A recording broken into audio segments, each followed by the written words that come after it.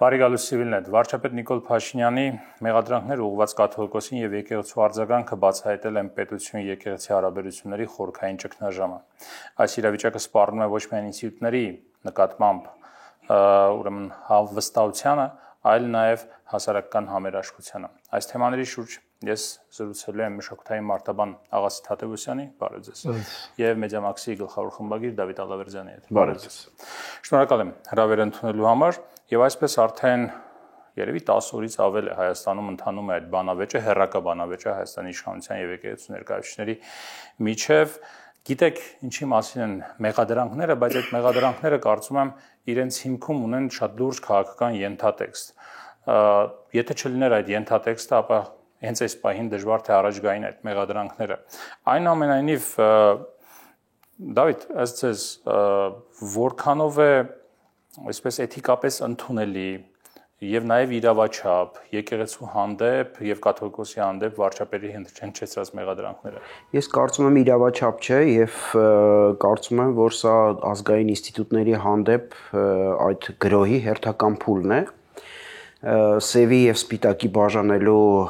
քաղաքականության հերթական դրսևորումը, որովհետեւ վարչապետը ընկալում է եկեղեցին որպես իր թշնամիներ, ընկալում է որպես իր հակառակորդներ եւ ակնհայտ է, ենթադրում եմ, որ պատրաստվում են նաեւ ընտրություններին, որտեղ եկեղեցին կարող է կարեւոր դերակատարում ունենալ եւ այս հարձակումը պատահականություն չէ, ամեն ինչ շատ հստակ պլանավորված էր եւ իրականացվում էր պլանավորված եւ ամենօրյա ռեժիմով վարչապետը փորձում էր ապականացնել նաև եկեղեցին եւ իհարկե նաև տեղի ունեցավ այն ինչ որ կարելի է դերակատարել։ Մի ամիս առաջ վարչապետը կամ իշխանությունը պլանավորել էր այս հարձակումը։ Այո, միանշանակ պլանավորած էր եւ մենք տեսնում ենք, որ ընդհանուր գրոհ է գնում բոլոր ազգային ինստիտուտների հանդեպ, ընդհանուր պետք է Արշակ ջան ասենք, որ մեծ պատերազմ է գլոբալիզացիայի եւ ազգայինի միջև ամբողջ աշխարհում եւ պետք է դիտարկել սա նաեւ այդ ռակուրսով ազգային ինստիտուտները կամաց ամբողջ աշխարհում հանձնվում են եւ դրանց փոխարեն գալիս են գլոբալիզացված ինստիտուտները այսօր եկեղեցիները ազգային մշակույթը արվեստը որոշակի դրսևորումներ մնում են այն եզակի երևույթները, որոնք որոշակիորեն տարբերում են տարբեր ժողովուրդները եւ այդ պայքարը անդադար է լինելու գլոբալ առումով շատ բարդ է մեզ համար այդ ինստիտուտները պահպանելը եւ ազգային եկեղեցին եղել է այն ինստիտուտներից մեկը, որը օգնել է հայ ազգին պահպանել ազգային ինքնությունը։ Այսօր այդ գրոհը համակողմանի է լինելու եւ հաշվի առնելով նաեւ այն հանգամանքը, որ մի քանի եկեղեցականի նկատի ունենալով ամբողջ գրոհը գնում է ամբողջ եկեղեցու դեմ, ես կարծում եմ այստեղ կասկած լինել չի կարող։ Աղասի, գրոհը եկեղեցու դեմ է, թե կոնկրետ անձի դեմ է ձեր նկատառումներով եւ ընդհանրապես 90-ականներից սկսած այս երկու կարևոր ինստիտուտները պետություն եւ եկեղեցի ինչպիսի հարաբերությունների էվոլյուցիա են ունեցել ձեզ։ Գիտեք, ես փորձեմ մի փոքր այդ մանրուքները, որ իսոտ կան, հա, ասենք այդ էթիկական, իհարկե ես գտնում եմ նախ առաջին հարցին անդրադառնալով, գտնում եմ, որ խնդրեմը կա եւ դա կա 90-ականներից սկսած, այսինքն խնդրեմը դա ոչ թե խնդրեմ է, որ խանգարում է խնդրեմի տեսանկյունից, այլ խնդրեմ է, որը կարիք ունի լուծման։ Այսինքն քաղաքականի եւ կրոնականի այս տարանջատման խնդրեմի մասին է խոսքը, որը որ եղել է ի սկզբանե եւ Հայաստանը որպես նոր կայացող պետություն բնականաբար այս խնդիրը պետքա լուծել, որովհետեւ այստեղ ինչպես եւ աշխարհի բոլոր արդիականացված եւ զարգացող պետությունները, ասենք մենք բոլորս գիտենք, որ սկսած 15-րդ դարից այս խնդիրը առաջացել է ավելի վաղ, ասենք Եվրոպայում ազգային քաղաքական բաղադրիչը, չէ, հասարակության ու կրոնական բաղադրիչը իրար բախվել են։ Այստեղ խնդիրը ինչումն է։ Խնդիրը նրանն է, որ յուրաքանչյուր ազգ ունի իր զարգացման կամ իր ռազմավարությունը, մտածողության ստրատեգիան, հա, եւ որը որ կազմում է նաեւ իր ինքնության ստրատեգիան, խոսքը վերաբերում է արդյոք դու գլոբալ առումով մարդաբանության տեսանկյունից երկու մեծ ինքնություններ կարելի առանձնացնել, հա, գոյատևման ինքնությունը, երբ որ որևէ ազգ, որևէ հանրույթ ապրում է գոյատևման ստրատեգիայով, հա, եւ կա զարգացման ստրատեգիան։ Այս երկու ստրատեգիաներն էլ տարբերում են լայն առումով աշխարհում ազգերին իրարից։ Գոյատևման ստրատեգիա ունեցող ազգերի մոտ հիմնականում գործում է այդ կրոնա առասպելական մտածողությունը, ցիկլիկ մտածողությունը, դա հիմքը ինչն է, հիմքը այն է, որ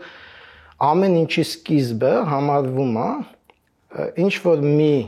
սրբազան ժամանակում եւ ինչ որ մի սրբազան տարածքում, այսինքն սակրալիզացված մտածողությունը, հա։ Եվ երբ որ ինչ որ գործողություն կատարվում է, որևէ, այսպես ասած, աշխարհիկ ինստիտուտ իրավունք չունի այդ ցիկլից դուրս գալու, հա, այսինքն այն սակրալ ժամանակում հիմնադրված ինչ որ մի բան փոխելու։ Սա ավելի մինչ արդիական շրջանի հասարակություններին է բնորոշ, հա։ Սա խնդրեմը ինչու՞մն է, ինչի այդ կոնֆլիկտը առաջացել է ընդհանրապես աշխարհում ամեն մի ազգի մեջ, որը որ խնդիր է դրել արդիականանալու, հա։ Խնդրեմը նրանում է, որ կրոնական ինստիտուտները իրենք խանգարում են ներառականությանը, ինչ նկատի ունեմ, հա։ Ես բերեմ կոնկրետ օրինակ, հա, ին վրա բերեմ օրինակ, որ հասկանանք։ Ես մի 2 տարի առաջ իմացա, որ Շողակաթ հեռուստաընկերությունը, չգիտեմ ձեր այս հաղորդման ընթացքում կարելի անուններ տալ թե չէ, բայց մենք ապրում ենք, ես չեմ վատաբանել, ուղղակի օրինակ եմ բերում, փաստ, հա։ Իմացա, որ ինձ բացառել են իրենց հյուրերի ցուցակից, մինչև այդ շատ հաճախ էին հրավիրում։ Հետո ես չգիտեմ ինչի, բայց ենթադրվում եմ, միգուցե ինչ որ մի պահ եկեղեցու մասին քննադատական ինչ որ բան եմ ասել, հա։ Ու ինչ եմ ես սա ասում, այսինքն տեսեք, սա վանող ինստիտուտի գործունեություն է, այսինքն ինձ դուրս են մղել, հա, ինչ որ մի իմ միտքը ազատ արտահայտելու համար, հա, ասենք իմ կարծիքը ունենալու համար, որը չի համընկնում իրանց տեսանկյան հետ, հա։ Հիմա նույն բանը տեղի է ունենում, երբ որ մենք նայում ենք այս կոնֆլիկտի ընթացքում, հա, ասենք ես նայում եմ ինչ որ մի եկեղեցական, հոգևորական, կարծեմ Մարմաշենի հոգևոր հովիվներ, երիտասարդ մի տղա, ինքը ասում է, որ չի թողելու այլ կարծիք ունեցող մարդկանց մտնել իրենց եկեղեցի։ Հա, հիմա նայեք, այստեղ խնդրեմը ինչու՞մն է։ Խնդրեմը նրանում է, որ քաղաքական դաշտը ինքը մրցակցային դաշտ է։ Այսինքն ամեն մարդ իրավունք ունի ունենալ իր կարծիքը, որովհետև որևէ մեկը չի կարող իր դիրքից ասել, որ մյուսի կարծիքը բացառելի է, այսինքն պետք է բացառել, ինքը կարող է իր համար համարի դա անընդունելի, բայց բացառել նրա կարծիք ունենալու իրավունքը քաղաքական դաշտում չի կարելի։ Երբ որ կրոնական ինստիտուտը խախտում է սահմանը, մտնում է քաղաքական դաշտ, տեսեք ինչ է տեղի ունենում, ասենք ես հավատացյալ եմ, հիմա ես ուզում եմ գնամ եկեղեցի, հա, մասնակցեմ իմ կրոնական ծիսակատարությանը, որպես հայ քրիստոնյա, հա, բայց չեմ ուզում ինչ որ մի հոգևորականի քաղաքական հայացքին հետ եմ, որովհետև կարծում եմ, որ հոգևորականը պետք է որպես անձ կարող անունա քաղաքական հայացք, բայց ինքը ինձ չպետք է պարտադրի իր քաղաքական հայացք ունենալ, որովհետև դա շատ վտանգավոր է, որովհետև այդ ձևով իրենք կարող են ասել, որ բոլոր քաղաքացիները լավ է, որ ասենք բոլորը չեն, չէ, խիստ հավատացյալներ այդ ֆանատիկ հավատացյալներ, չէ։ Մարդկա հավատում է ինքը իր մեջ, մարդկա ուղղակի աթեիստ է, մեր հասարակությունը շատ բազմատարր ու բազմաշերտ է այդ առումով, հա։ Բայց եթե ամբողջական կրոնական լիներ, պատկերացրեք ինչ է լինելու, այսինքն մենք իրավունք չունեինք ունենային քաղաքական կարծիք, պետք է հետևեինք մենակ հոգևոր ինչ-որ ոլորտում գործունեություն ծավալող մարդկանց քաղաքական տեսանկյանը, այդ դեպքում դա քաղաքական տեսանկյունից պետության վերջն է։ Այսինքն ես կարծում եմ, որ մեզանում երբ որ մենք պետությունը հիմնադրել ենք դեռ 90-ականներին այդ դիսկուրսը եղավ, հա, այն ժամանակ մենք ամփորձ պետություն էինք այս տեսանկյունից, հետո էյֆորիկ շրջան էր, ես ինքս 91 թվին Մասնակցել եմ այդ շարժումներին 88-ից եղել եմ ուսանող, այդ նստածույցին եմ մասնակցել Մայիսյան, այսինքն ես այդ ամեն ինչը ներսից տեսել եմ, հա, այդ էյֆորիան, երբ որ շատ դեպքերում մեր ինտելեկտուալները, ովքեր որ նաև ՀՇ-ի այդ երիտասարդ թևն էին, ովքեր որ նաև իմ շատ լավ բարեկամներն են, հա, ում հետ ես այսօր էլ լավ հարաբերություն ունեմ, չնայած կարող եմ կարծիքների շատ մեծ տարբերություն ունենանք, իրենք էլ նույնպես էյֆորիայի մեջ էին, այդ ազգայինի էյֆորիա, եւ մենք շատ առումով չէինք հասկանում ինչա քաղաքականը, ինչա քաղաքացիականը եւ ինչա ազգայինը, եւ շատ առումով այդ ամեն եւ շարժման առաջնորդներն էլ առանձնապես չէին հասկանում այդ ամեն ինչը, եւ այդ իրանք բազմիցս խոստովանել են, ասենք մեր անձնական զրույցներում շատ է, երբ որ խոսացել ենք, ում որ ես ճանաչում եմ, հա, իրենք ասել են, որ այդ ժամանակ շատ բաներ սենց ավելի շատ էյֆորիայի մեջ ազգայինին, բայց ազգայինը ինչ է, մենք դա պետք է հասկանանք, որտեղ ազգայինը իր մեջ միատար մի բան չի, ազգայինը ունի եւ քաղաքական էլեմենտ եւ էթնիկական էլեմենտ, եւ մենք այդ խնդիրներ ունենք, մենք մեր մեջ էթնիկականն ու քաղաքականի հետ հաշտեցնելու խնդիր ունենք, որը որ այս կոնկրետ զարգացման փուլում մեր պետության եւ հասարակության էլի կանգնած է մեր առաջ։ Եվ կներեք ամփոփելով խոսքս, ես կարծում եմ, որ սա process-ի դրսևորում է, այն ինչ որ մենք տեսնում ենք, բնական process-ի դրսևորում է։ Եվ այդ process-ը հետեւյալն է, մենք ունեցել ենք սովետական հասարակություն, որը որ մտել է հետ սովետականության փուլ, որպես համակեցության տիպ, ինչ համակեցության մեջ է այդ հասարակությունը ապրել, հարկադիր ենթակայական տիպի համակեցության մեջ է ապրել։ Հասարակագիտության մեջ կան համակեցության 4 տիպեր, հա, առաջին տիպը ամենապարզունակ տիպը դա հարկադիր ենթակայականն է, երբ որ գոյություն հստակ հիերարխիկ կառույց, երբ որ ընտանիքների մեջ է իդեպ էդի տեղում, ավելի ազդեցիկ ընտանիքները գտնվում են բուրգի վերևում, մնացածը ներքևներում։ Մեր հասարակությունը այդ ձևով է կառուցված եղել։ Բայց հասարակությունները այդ ձև երկար չեն կարող ապրել մանավանդ ժամանակակից աշխարհում։ Մենակ մրցունակ չեն, ինչի համար, որովհետև այդ տիպի համակեցությունը թույլ չի տալիս դու քո ներուժը, հա, հնարավորինս էֆեկտիվ ձևով բացահայտես նախ պիտի բացահայտել, հետո զարգացնել, հետո իրացնել։ Իսկ մենք քանի որ ոնց որ խորհրդացին ասում փոքր հացու ենք, չէ՞, ընդհանրապես 2.5 միլիոնանոց հասարակություն ենք, Սպյուրքը, չգիտեմ, ինչքան մարդ կուզի Հայաստանի կյանքին ներդրում ունեն, ասենք 1 միլիոնն էլ թող Սպյուրքից ներդրում ունեն, հա։ Այսինքն մենք սահմանափակ ներուժ ունենք եւ մենք այդ խնդիրը պետքա շատ կարևորենք, այսինքն ներառականության։ Եվ ամփոփելով ասեմ, մենք հիմա գտնվում ենք այդ կոնֆլիկտայնության փուլում, որը էլի համակեցության տիպ է, որի հաջորդ փուլը դա մրցակցային փուլն է, որտեղ որ կոնֆլիկտի կողմերը վերջին հաշվով չկարողանալով մեկը մյուսին ճնշի, գալիս են նստում են բանակցության շուրջ եւ պայմանները բանակցելով իրենց համակեցության, հա, պայմանների շուրջ համաձայնություն են կայացնում, դրանից հետո իրենք սկսում են պայմաններով առաջնորդել, այսինքն որոշում են որոնք են մեր խաղի կանոնները։ Հիմա ամփոփելով եւ պատասխանելով վերջնական ձեր հարցին, ես կարծում եմ, որ մինչև այսօր մենք չունենք եկեղեցի պետություն, եկեղեցի քաղաքական դաշտ հարաբերության խաղի հստակ կանոններ։ Սահմանադրությունը եւ եկեղեցու մասին օրենքը դրա մասին չէ։ Դա կա, բայց տեսեք, օրինակ միևնույնն է, կարծեք թե ինչ որ կամ էլ խախտում են, բայց մենք ընդունում ենք, որ սա մերն է, կարելի է խախտենք, լավ, եկեք ավելի լավ է իրար բառերով քարկոծենք, քան թե շարժվենք օրենքով, հա, ու ամեն մի ինստիտուտը փորձի մնալ իր ինստիտուցիոնալ դերակատարության սահմանում, այլ ոչ թե մտնի մեկը մյուսի դաշտ ու դրանով իսկ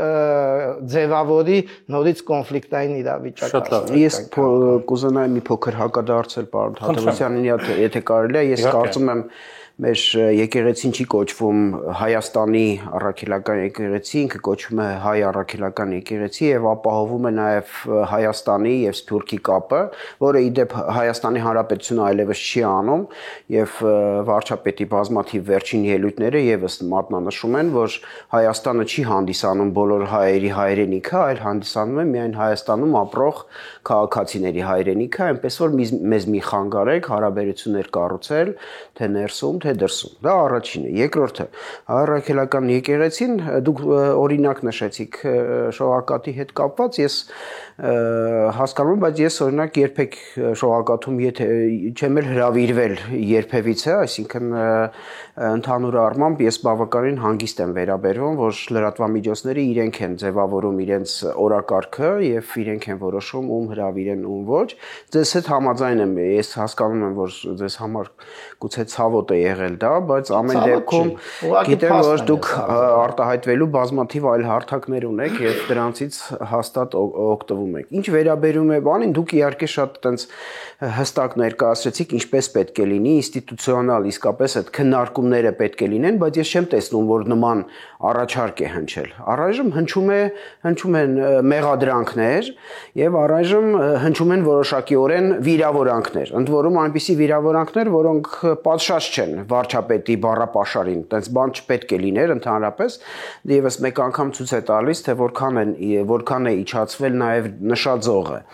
Ինչ վերաբերում է հայ առաքելական եկեղեցուն, ես պետք է ասեմ, որ ի տարբերություն օրինակ վրաց ուղղափառ եկեղեցուն, հայ առաքելական եկեղեցին շատ մեղմ, շատ լիբերալ եկեղեցի է։ Ես երբևիցե չեմ լսել, որ հայ առաքելական եկեղեցին որևէ մեկին, ով հակադարձում է իրեն կամ փորձում է բանավիճել, անաֆեմայի ենթարկել, մինչդեռ օրինակ վրաց ուղղափառ եկեղեցին, գիտեք, ինչպես է պայքարում այլախոհների դեմ, ինչպես են իրենց եկեղեցու դեմ խոսացողներին հայտարարում հեռացնում եկեղեցուց եւ արգելում մուտք գործել, ես Հայաստանում նման դեպք չեմ հիշում եւ ինքս այդ թեմայով շփվել եմ եւ ստացել եմ պատասխան, որ պետք է ըմբռնումով մոտենալ,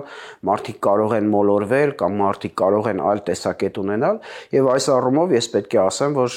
շատ մեղմ եկեղեցի է հայ առաքելական եկեղեցին եւ նույնիսկ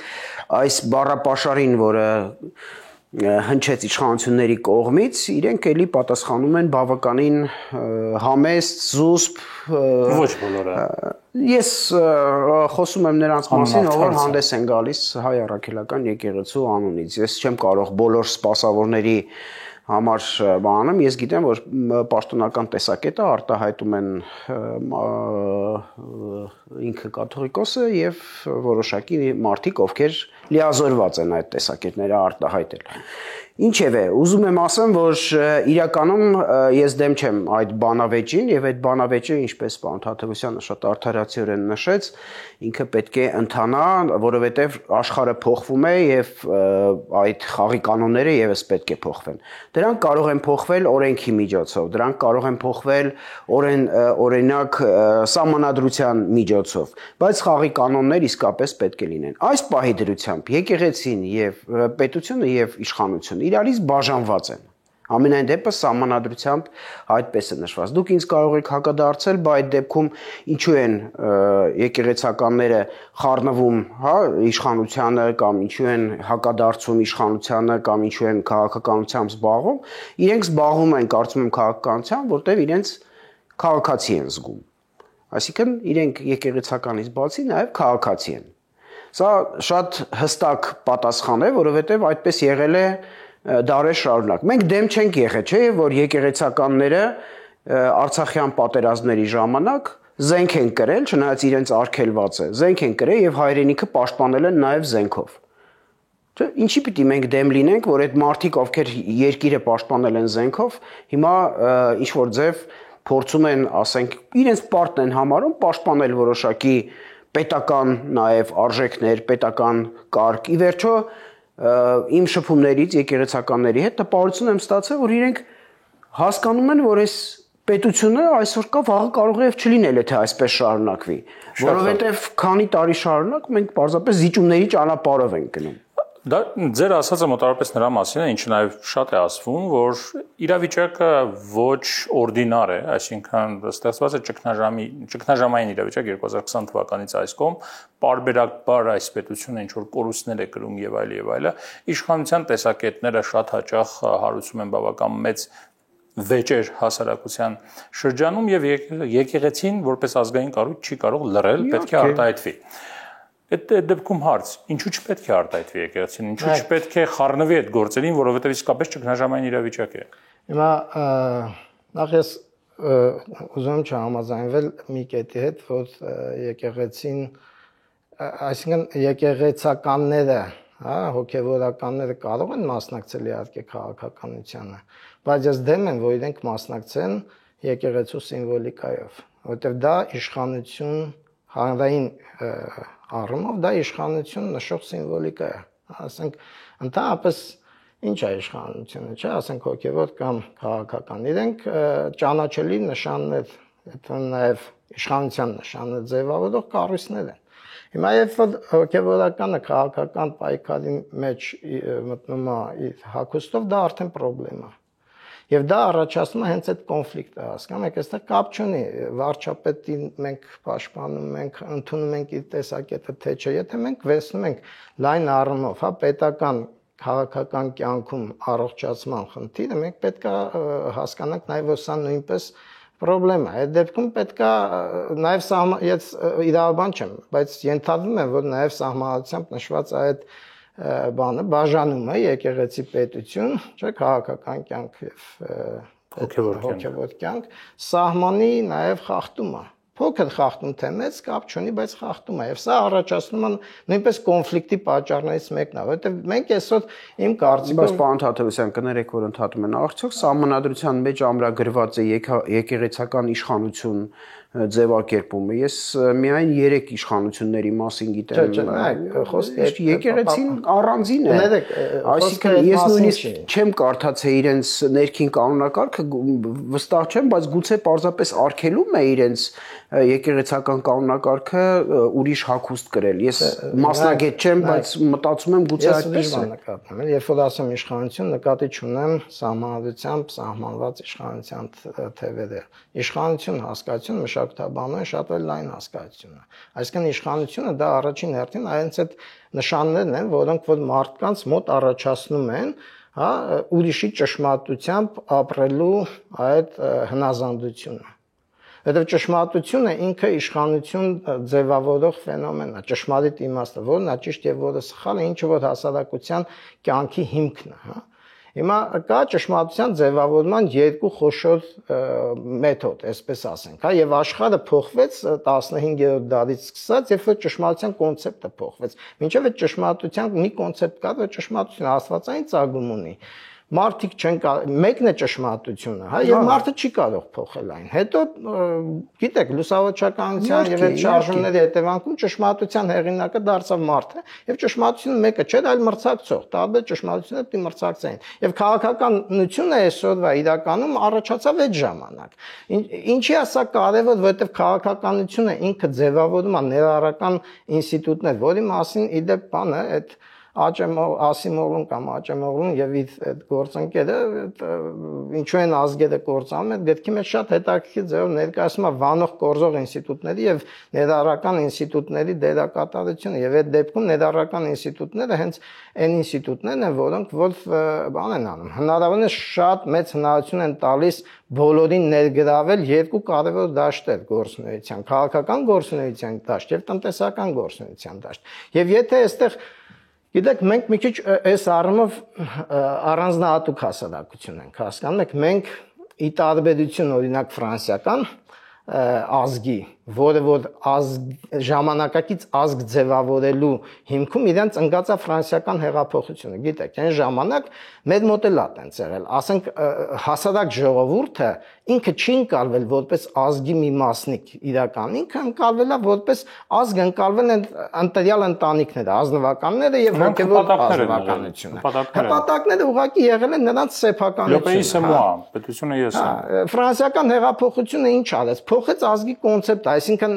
բուրժուազիան երբ որ առաջացավ, ինքը ոնց որ դաշնակից գտավ այդ աշխատավոր հսկայական զանգվածին, իդեպ ֆրանսերենում հենց ազգ տերմինը հենց այդ հասարակ մարդկանց նշող տերմինն է եւ երբ որ իրան ներգրավեց բանը ազնվակ նոր պետության ձևավորման բան այդ ամբողջ հանրույթը կոչվեց հենց այդ չքավոր կամ անիրավազուրկ մարդկանց անով դարձավ ազգ։ Մեր մոտ մի քիչ ուրիշ բան է, դա շատ հետաքրքիր է, երբ որ մենք նայում ենք 91 թվականի process-ները, Մեր մոտ երկու հիմնական նարատիվ է գործում։ Մեկը ազգայնական նարատիվն է, եւ մյուսը սոցիալական արդարության։ Ինչ նկատի ունեմ, երբ որ 91 թվականին մենք պետություն էինք ստեղծում, մենք մտածում էինք, որ մեր պետությունը լինելու է հայկական պետություն, այսինքն մեր կոչված այդ պետականության վերականգնումը, բայց որտեղ բոլոր հայերը պետք է ապրեն արդարացի ձևով, այսինքն պետք է չլինեն անարդարություններ, հա։ Իհարկե մենք ունենք ազգային փոքրամասնություններ, բայց իրանք քանի որ քանակով մեծ չեն, մենք այն ժամանակ իրանք ոնց որ ասած համարում ենք, որ մեր պետության մեջ են, բայց այս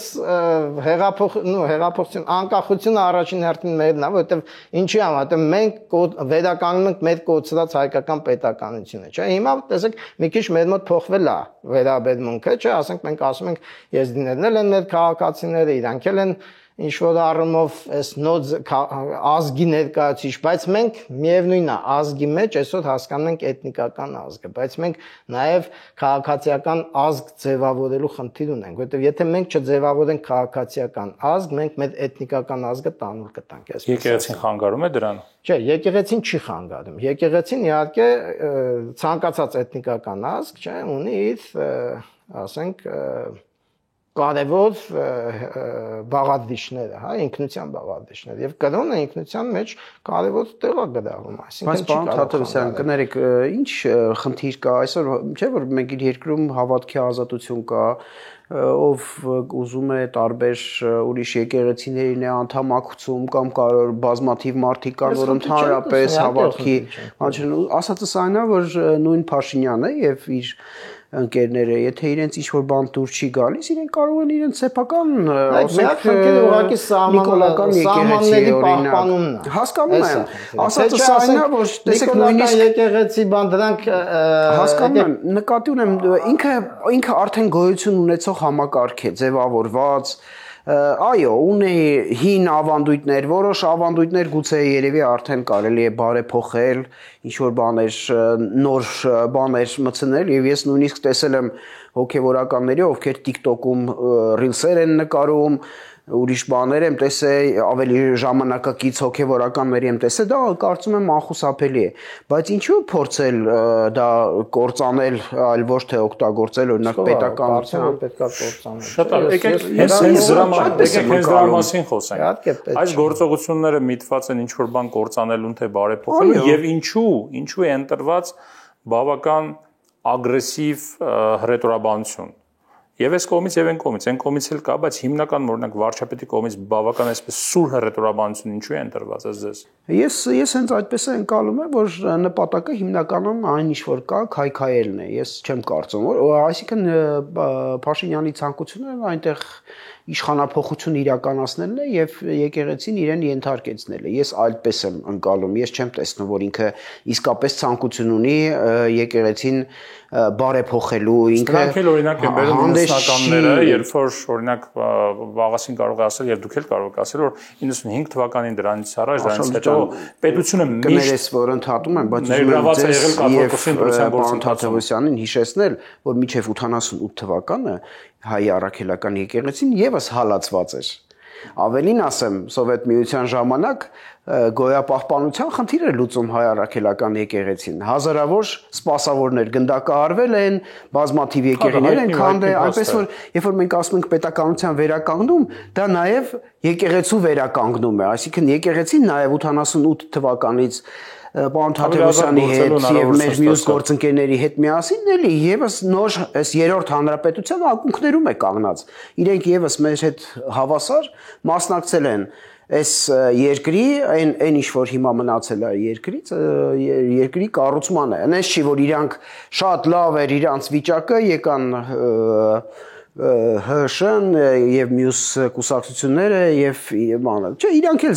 համարյա 0-ից սկսեցին բան անել, շատ տեղերում եկեղեցիները գոմերի էին վերածվել, շատ տեղերում ընդհանրապես մարդիկ հավատք չունեին, որևէ հավատք, հետո չմոռանանք պաշտոնական հավատքը Սովետ միության, այսինքն ատեիզմը, այնպես որ եկեք նաև ընդունենք, որ այս երրորդ հանրապետությունը կառուցելու գործում եկեղեցին եւս շատ մեծ նշանակություն ունի, այդ թվում նաև Արցախյան պատերազմի ժամանակ շատ մեծ դերակատարում ունի։ Չի մերժում այդ խնդիրը, այսինքն նայեք, ես ավելին կասեմ, 91 թվականին երբ որ անկախությունը վերականգնվեց, մենք խնդիր ունեինք մեր ինքնության վերաիմաստավորման, որտեղ մենք մինչև այդ մեր ազգային ինքնությունը, այսպես ասած, ձևակերպված է սովետական կուսակցական վերնախավի կողմից եւ իրականում ստալինյան ազգային քաղաքականության հիմնական դրույթներով։ Ես հիշում եմ 88 թվականին, երբ որ ես պատմության ֆակուլտետում եմ սովորել, երբ որ մեզ ազգի ձևակերպում էին տալիս, բառացիորեն տվել են Ստալինի տված ազգային բան, այսինքն, բայց ինքը նա սիրում էր ազգերին ձևակերպում ինքը պրիմորդիալիստական կոնցեպտի շրջանակում է եւ պատմական պրիմորդիալիզմի բան այդ տեսության բանում է շրջագծում է որպես պրիմորդիալիստական ձևակերպում ինքը ասենք առանձնապես շատ չէ տադեմ ուրիշ ձևակերպումներից բայց ինչ եմ ես ասում որ 91 թվականին երբ որ մենք խնդիր ունեինք վերաիմաստավորելու այդ սովետի կողմից մեծ ձևակերպած ազգային ինքնությունը արդեն անկախության շրջագծում ձևակերպել մենք սկսեցինք կամուրջներ գցել դեպի անցյալը որովհետեւ ոնց ես դու քո ինքնությունը ձևակերպում առաջին հերթին դու պետք է գնաս դեպի անցյալ հա եթե դու ներկայում շատ բան չունես ներկայում քո խնդիրը Արցախն է եւ այդ դրա համար Արցախը ընկավ մեր ինքնության կարևոր բաներից մեկը չէ մյուսը այդ երկու ձև բանով գնաց նախ դեպի քրիստոնեություն երկրորդը նույնիսկ ասեմ ձեզ ավելին այդ շրջանում չգիտեմ դուք երևի կհիշեք նույնիսկ հեթանոսություն էին գնում այդ ժամանակ գառն ու տաճարում ծեսեր էին որոշները անում բան այսինքն ուզում եմ ասել այդ ինքնության որոնումներ էին ինքնության որոնումներ էին եւ բնական է որ այդ ինքնության որոնումների մեջ քո քրիստոնեական ինքնության կարևորումը եւ վերաիմաստավորումը առանցքային տեղ ունեցել խնդիրը նրանում չի որ եկեղեցին մեզ խանգարում է ապրել թե օգնում է ապրել չէ փաստ է հասկանում եք դա փաստ է եւ մենք դրա հետ հաշվի դրանից խուսափել չենք կարող մեր քրիստոնեությունը ոչ միայն կրոնական ֆենոմեն է մեր համար այլ նաեւ մշակութային տեսեք ես կարող եմ բերել շատ մարդկանց օրինակ ինձ թվում է մեր այստեղ նստածներս էլ բոլորս էլ մենք զգում ենք որպես հայ քրիստոնյաներ չէ՞ մեզ բայց նա չէ որ մենք բոլորս գնում ենք ամեն շաբաթ կիրակի ժամասացությունների այդ ծիսական կարգը պահպանենք չէ բայց ասենք մենք մասնակցում ենք որոշակի ինչ որ արարողությունների տանը ունենք աստվածաշունչ կարող է մարդկա չունի մարդկա մեկ ասենք տերունական աղոթքն է մտքում ասում մարդկա չի ասում այսինքն սա մշակութային նաև առումով մեր ինքնության կարևոր մասն է եւ այս առումով չափազանց գալով ձեր հարցին հա չափազանց ես բացասական եմ գնահատում այն որ ասենք քաղաքական պայքարի մեջ կարող է օգտագործվել կրոնականության գործոնը երկակիորեն եմ ասում համ իշխող քաղաքական ուժի եւ համ ասենք այն հոգեվորականներ ովքեր որ քաղաքականության մեջ այսօր դերակատարն են բայց գալով կներեք էլ ես ուզում այդ ձեր հարցին անդրադառնամ նայեք ինչի է այդ բառապաշարը չէ օգտագործվում ես կարծում եմ որ դա գալիս է այսօրվա մեր քաղաքական դաշտի պոպուլիստական բնույթից որովհետեւ պոպուլիզմը ինքը ինչ է ինքը ունի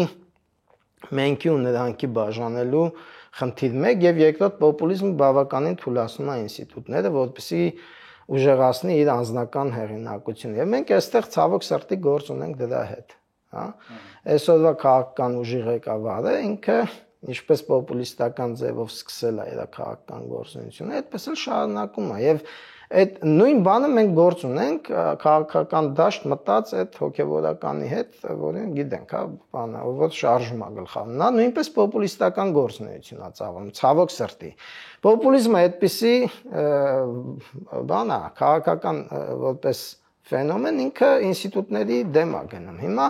այնպես որ ցավոք ես ցավում եմ որ այդ վիճակում է մեր քաղաքական դաշտը, բայց փաստը է դա։ Հիմա ինչպես կարելի է այստեղից դուրս գալ, ես կարծում եմ որ դուրս գալու եղանակը ամեն դեպքում դեպի սահմանադրություն գնալն է, դեպի օրենք գնալն է, այսինքն եկեղեցական, ես ասում ոչ թե եկեղեցին, այլ եկեղեցականը, որը մտնում է քաղաքականություն, որովհետև տեսեք եկեղեցին իրեն տարանջատել է այդ եկեղեցականից, չէ՞, որ մասնակցում է քաղաքական process-ին, իրեն ժամանակավոր կարծեմ կասեցնել է, թե ինչ, այդպիսի մի բան արել, հա։ Նա նույնպես չպետք է սահմանը խախտի, այսինքն իմ համար շատ կարևոր է նաև սիմվոլները, հա, որպես մշակութային մարդաբան, այսինքն իշխանության սիմվոլները։ Ես կարծում եմ, որ ցանկացած հոգևորական կարող է քաղաքական շարժման մասնակցել, գլխավորել քաղաքական շարժում, ունենալ քաղաքական հայացքներ, բայց հոգևորական սիմվոլիկան քաղաքական դաշտ չի կարելի բերել։ Այդ մի խնդրեմ։ Երկրորդ խնդրեմը ես տեսնում եմ իշխող քաղաքական ուժի մեջ, հա, իր կիրառած այդ պոպուլիստական քաղաքական բառապաշարը մեկ եւ երկրորդ, որը որ ասենք նաեւ ինստիտուցիոնալ հարաբերությունը վարչապետ եկեղեցի իջացնել է անձնական հարաբերությունների դաշտ, այսինքն մի ինստիտուտը, որը որ պետական ինստիտուտն է եւ մյուս ինստիտուտը, որը որ կրոնական ինստիտուտն է, այդ ինստիտուտներից դուրս եկած անձերի մեջ է կռիվը իջացնել այդ մակարդակ։ Դա ես կարծում եմ, որ ամենագլխավոր խնդրեմն է եւ դա հաղթահարելու ձևը, ես էլ եմ ասում, ամեն ինչ սահմանադրականության եւ օրինականության դաշտ գոնե բերելն է, ինչ որ ձև բերել այդ դաշտ, որպեսզի այս բանը բախումը այդ աշճան ճիշտի չանձնականացվի։ Թող էլի ինչ որ կոնֆլիկտ լինի, ինչ որ ձև կհաղթահարենք այդ կոնֆլիկտը, եթե դա արվում է ինստիտուցիոնալ հռետորաբանության մակարդակում եւ հարաբերություններ կազմակերպելու կուլտուրայի մակարդակում, հա։ Շատ լավ։ Համաձայն եք մտքեր 2018 թվականից կարելի ասել Հայաստանի կառավարություն, եկեղեցի կառավարություն, եկեղեցականներ հարաբերությունները այդքան հարթ չեն եղել, բայց 20 թվականից դրանք բավական լուրջ վնաս կրեցին եւ կարելի ասել կառավարության ներկայացուցիչները վարչապետի գլխավորությամբ հոգեվորակ, այսինքն էջմիածնում ուրեմն ծիսակատարություններին եւ այլն չէին մասնակցում եւ հիմա շատ ավելի սրվել են։ Ելքը ըստ ձեզ ո՞րն է։ Աղասին ասում է վերադարձ սահմանադրությանը եւ օրենքներին, ինչպես որ գրված է, ձեր կարծիքով։ Իմ կարծիքը շատ ձեզ բարձունակ թվա, ես կարծում եմ իշխանությունները, ես պետություն չեմ անվանում իրանց, կներեք, որտեղ իմ համար պետությունը շատ ավելի վեհ գաղափար է, բայց պարզապես գործող իշխանությունները պետք է մի կողմ քաշվեն եկեղեցուց եւ զբաղվեն իրենց անմիջական պարտականություններով։ Եկեղեցին պետք է դուրս գա քաղաքականությունից։ Եկեղեցին չի դուրս գա քաղաքականություն, եթե իշխանությունները իրենց չդրթեն։ Նախ հիշեցնեմ, որ 18 թե 19 թվականին կաթողիկոսը ենթարկվեց ֆիզիկական հարձակման եւ համապատասխան գնահատականի չարժանացան այդ հարձակվողները, այսինքն նաեւ ես չեմ հիշում քրեական գործով որևէ մեկը բռնվեց թե ոչ։ Ուզում եմ նաև հիշեցնել, որ 20 թվականին այտենց չի եղել, որ միանգամից լարվել է իրենց հարաբերությունները, ոչ, Արցախյան պատերազմի ժամանակ եկեղեցին ամեն կերպ կանգնել է իշխանության։ Այո, պատերազմից հետո շատ մարդիկ այլևս իշխանությունների հետ չէին, բայց ուզում եմ ասել, որ տեսակետները, բայց բուն պատերազմի ժամանակ բազմաթիվ եկեղեցականներ ներգրավել են ռազմական գործողություններում, ամեն գունդ, ամեն գումարտակ ունեցել է իր երեցը, նրանք մասնակցել են գործողություններին, նրանք կռվել են, նրանք զինվորներին մկրտել են եւ այդպես շարունակ, այնպես որ այդպես չի, որ միանգամից տենց կտրուկ բան եղավ։ Այն ինչ որ եղավ դրանից հետո, որովհետեւ ինչպես արդեն նշվեց, իշխանությունները այլ ճանապարհ բռնեցին, որտեղ կարծում եմ եկեղեցին տեսնում է վտանգներ պետականությանը եւ հայապահպանությանը։ Եվ իրենք ստիպված էին նաեւ իշխանություններին դրա մասին ասել, հուշել, գուցե ոչ միշտ այնպես ինչպես որ պետք է լիներ, բայց գուցե նաև հաշվի առնելով թե ում հետ գործ ունեն, ինչ պետք է արվի։ Այնպես որ ես պարզապես Աշարուս ջան, ուզում եմ ձեզ հիշեցնել, թե մեր մոտ հիմա տարածաշրջանում ինչ է կատարվում։ Դե դա ընդհանրապես ամեն ինչ կարող է զրոյացնել տակառի վրա։ Տակառի վրա, մեր սահմանների մոտ հարավային այսօր պատերազմ է ընթանում։ Մենք գոնե այսօր միավորվենք։ Ես ձեր միտքը ճիշտ հասկացա, իշխանությունը պետք է հետ կանգնի եւ չտիրախավորի եկեղեցուն, բայց եկեղեցին պետք է շարունակի քննադատել իշխանությանը։ Ես վստահ եմ, որ իրանք չեն շարունակի բանին, եթե ասենք դուք նկատի ունեք մեկ եկեղեցականին, այդ մեկ եկեղեցական նախ ես ուզում եմ ասել, որ եկեղեցականների ոնց որ բանն էլ այդ արկղը բացվեց, ոնց որ բոլորը սկսեցին խոսալ, բոլորը սկսեցին մեկնաբանություններ տալ, բոլորը սկսեցին քննադատել եւ այլն։ Նախկինում ես նման բան չեմ հիշում, կարծես այդ երևույթը էլի Պանթաթևյանը շատ ճիշտ նշեց պոպուլիզմի 21-րդ դարի այդ պոպուլիզմի դրսևորումներից մեկն էր, որտեվ ես եւ Պանթաթևյանը նույն սերնդի ներկայացուցիչներ ենք, շատ համեստ զուսպ եկեղեցականներ էին այն ժամանակ, երբեք այդ իրենց սահմաններից դուրս չէին գալիս, ենթադրում եմ, որ իսկապես երկրի համար, ժողովրդի համար, ազգի համար սպառնալիք են զգում, սկսել են հրապարակային ելույթներ ունենալ եւ մեկնաբանել այնպիսի բաներ, որոնք ես այնքան էլ չէի ցանկանա, որ իրենք մեկնաբանել։ Օրինակ տարածաշրջանային ինչ-որ իրադարձություններ են, որի մասնագետը չեն իրենք։ Չէի ուզենա։ Ուզենա, որ վերադառնային, բայց գուցե իրանք պարտավոր են զգում։ Ես չեմ կարող իրենց փոխարեն պատասխանել։ Ձեր հարցն էլի պատասխանելով, գիտեք, ես կարծում եմ, որ այսօր նախ այս խնդիրը պետք է լուծվի։ Այսինքն մենք եւ պետություն ենք ուզում ունենալ եւ եկեղեցի ենք ուզում ունենալ, չէ՞, մեր էլի եմ ասում մշակութային ինքնության կարևոր բաղադրիչներից է։ Բայց ով կարող է այդ հարցը լուծել։ Պանթաթևյան կա ինստիտուտ կամ մարդ, որը կգա կնստի այսպես ոնց որ հիմա արշալույսն է նստել։ Պետք է իրանք լուծեն, իրանք կողքերը եւ եկեք համաձայնվենք, ես չեմ ուզում ոչ մի կողմին, դուք տեսնում եք նման ցանկություն պետության իշխանությունների կողմից տեսնում եք նման ցանկություն։ Ես կարծում եմ, որ երկու կողմն էլ ունեն այս տարիների ընթացքում իրենց մեղքի բաժինը, այսպես ասեմ, կաթիլ մի բան արել է մեկը, մի սխալ ձևի հռետորաբանություն է, սխալ լեզու է, սխալ արտահայտություններ է կիրառել, մի սխալ քայլ է արել մեկի հանդեպ մյուսի հասցեին, դրանք բոլորն էլ արվել են։ Եկեք անկեղծ լինենք, արդար լինենք եւ ասենք, որ համ եկեղեցականներ են եղել, որոնք որ ասենք վարչապետի մասին ոչ պատկերձեով են խոսացել, հա թիրախավել են։ Ես կարծում եմ, որ այս պրակտիկաները պետքա իրենք կաթողիկոսներ դա, չէ, կաթողիկոսի մասին։ Բայց ինքը հենց կոնկրետ կաթողիկոսին է, չէ՞, վիրավորում։ Նայեք, ես չեմ էլի եմ ասում, տեսեք, ես ոչ թե արդարացնում եմ իր այդ բառապաշարը, այդ Ինչու այդ իրեն վիրավորող եկեղեցականներին չի վիրավորում։ Ես գտնում եմ, որ ուզում եմ հասկանանք ինչն է խնդրեմը, իմ այս խոսքը դրան է նվիրված, հա, ու ինչպես կարելի է այդ խնդրեմը հաղթահարել։ Այդ խնդրեմը պետք է հաղթահարվի։ Այսինքն մենք այսօր պարակվելու հասարակություն չունենք, իսկ եկեղեցին ու քաղաքական իշխանությունը իրենք այդ պարակման բան են անում, հա, խորացնում են պարակն։ Առանց այդ էլ քաղաքական տարբեր բևեռներ այդ գործը շատ լավ անում են։ Պետք չի որ եկեղեցին ու իշխանությունն էլ դա անեն։ Իմ ասած այնա, որ պետք է երկկողմանիորեն հրաժարվեն սուր բառապաշարից, սուր ռետորաբանությունից, անձնական դաշտ մտնող ռետորաբանությունից եւ պետք է հասկանան ցանկացած հոգեվորական եւ ցանկացած իշխող քաղաքական գործիչ, հա, երբ որ ինչ որ մի բան է ասում մեկը մյուսի հանդեպ, ինչ որ հարաբերության է մասնակցում, իրենք պետք է հասկանան, որ իրենք պարտավոր են իրենց ինստիտուցիոնալ դիրքից հանդես գալ։ Իրավունք չունեն անձնական մակարդակ իշնել,